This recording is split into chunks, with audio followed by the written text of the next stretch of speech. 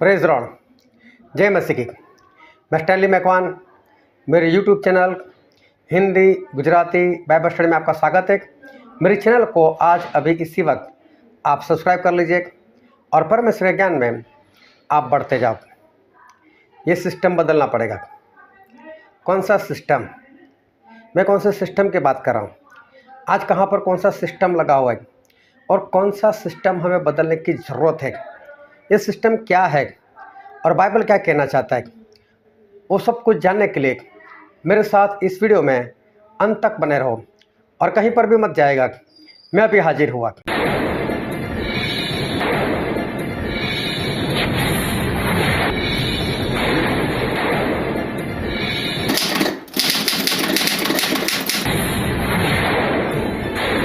एक वचन मैं आपके सामने पढ़ता हूँ और वचन है इफिसी उसका 4 अध्याय और 11 और 12 वचन।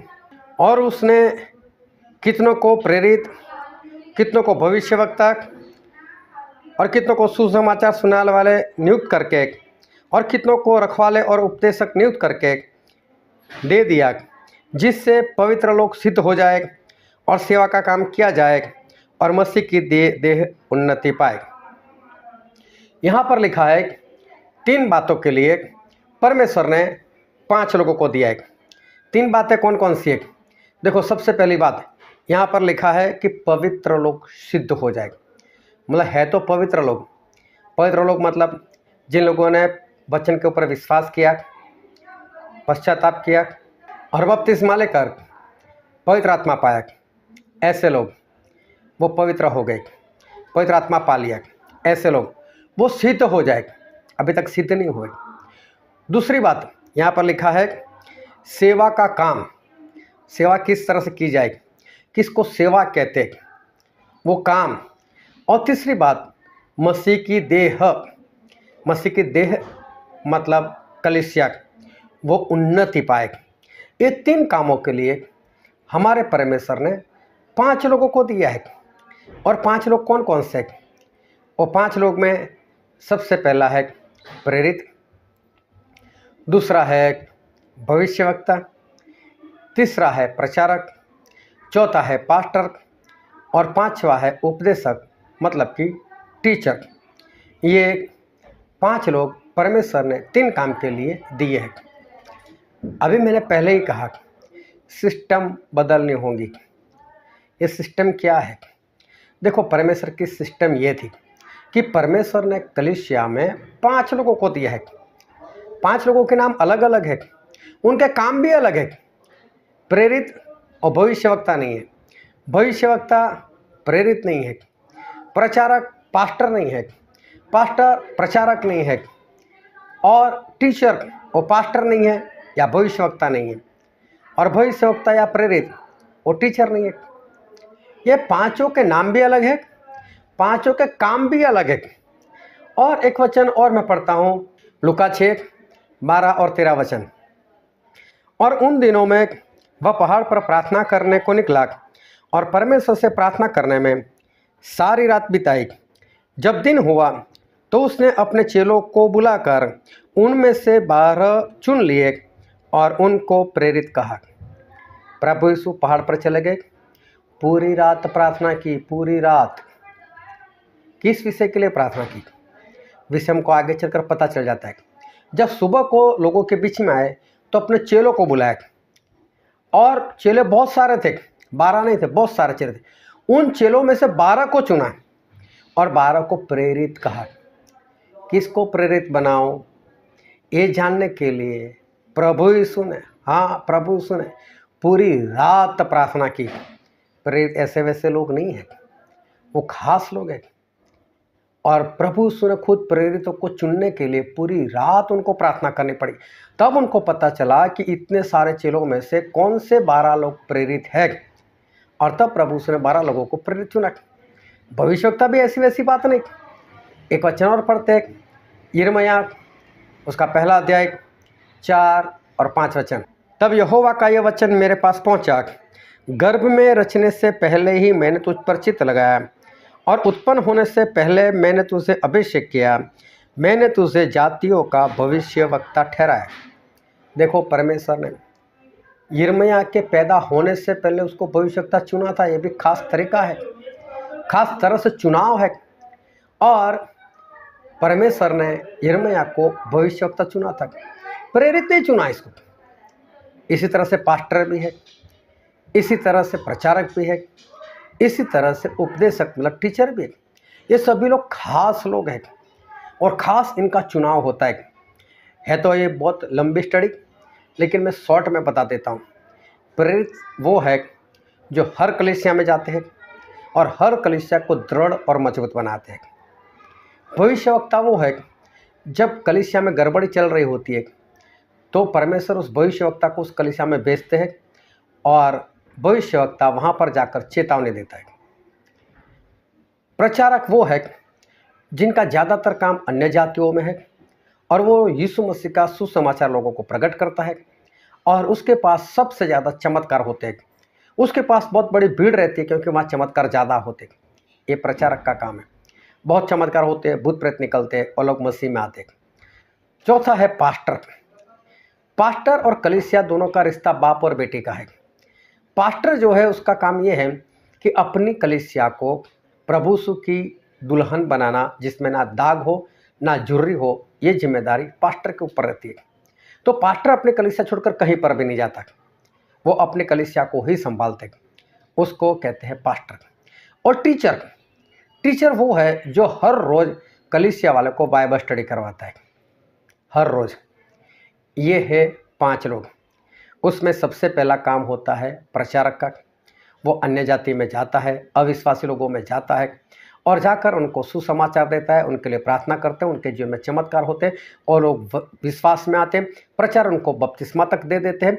और फिर दूसरा काम आता है प्रेरितों का। फिर प्रेरितों को बुलाते हैं और प्रेरित जब उससे विश्वास करने वाले, बपतिस्मा लेने वाले के सर के ऊपर हाथ रखकर प्रार्थना करते हैं, तब उनको पवित्र आत्मा दिए जाते, उनको पवित्र आत्मा मिलते। ये प्रेरित का काम है। जब फिलिपुस ने सामरिया में बहुत सारा काम किया, बहुत चमत्कार हुए और बहुत लोगों को बपतिस्मा दिया, उसके बाद बाइबल में एक वचन पढ़ते हैं, प्रेरितों के काम 8वां अध्याय 14 से लेकर 17 वचन। जब प्रेरितों ने जो यरूशलेम में थे सुना कि सामरियों ने परमेश्वर का वचन मान लिया है, तो पतरस और यूहन्ना को उनके पास भेजा और उन्होंने जाकर उनके लिए प्रार्थना की कि पवित्र आत्मा पाए, क्योंकि वह अब तक उनमें से किसी पर न उतरा था। उन्होंने तो केवल प्रभु यीशु के नाम में बपतिस्मा लिया था। तब उन्होंने उन पर हाथ रखे और उन्होंने पवित्र आत्मा पाया। है ना, पवित्र आत्मा सिर्फ प्रेरित लोगों के हाथ रखने से आते। तो प्रचारक जब लोगों को विश्वास में लेकर आता है, उनको बपतिस्मा दे देता है, उसके बाद प्रेरित आते और प्रेरित आकर उनके सर के ऊपर हाथ रखते हैं और उनको पवित्र आत्मा दिया जाता है। फिर प्रचारक क्या करता है कि ये जो विश्वासी लोगों का झुंड है जो उसके जरिए मसीह में आए, उस विश्वासी लोगों को एक पास्टर के हवाले कर देता है और पास्टर को बोलते हैं, पास्टर अभी आप संभालो। अब पास्टर की जिम्मेदारी बन जाती है। अभी पास्टर एक बाप की तरह इनकी देखभाल करता है, उनको बेटी बनाकर रखता है और पास्टर जो है वो सभी की विजिटिंग करता है, मुलाकात करता है, सभी की समस्याओं को जानता है और उसके हिसाब से वो प्रार्थना करता है। पास्टर वो है जो बहुत ज़्यादा वक्त वो अपनी मंडली के लिए प्रार्थना में बिताता है।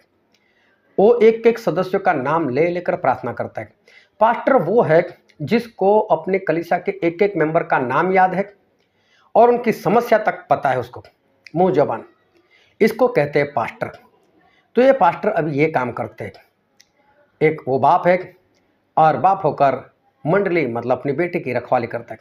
जब उसको ऐसा लगता है पास्टर को कि मेरी मंडली सही से नहीं चल रही, मैं जो शिक्षा देता हूँ उसके अनुसार सही से नहीं चल रही, तब वो क्या करता है, भविष्यवक्ता को बुलाता है।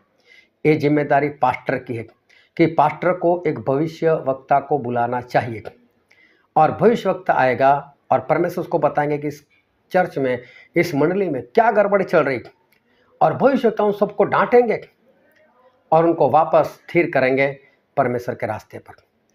और पास्टर अपने चर्च में से एक टीचर को पसंद करते हैं और वो टीचर जो होता है वो लोगों को हर रोज़ बाइबल स्टडी करवाता है हर रोज़।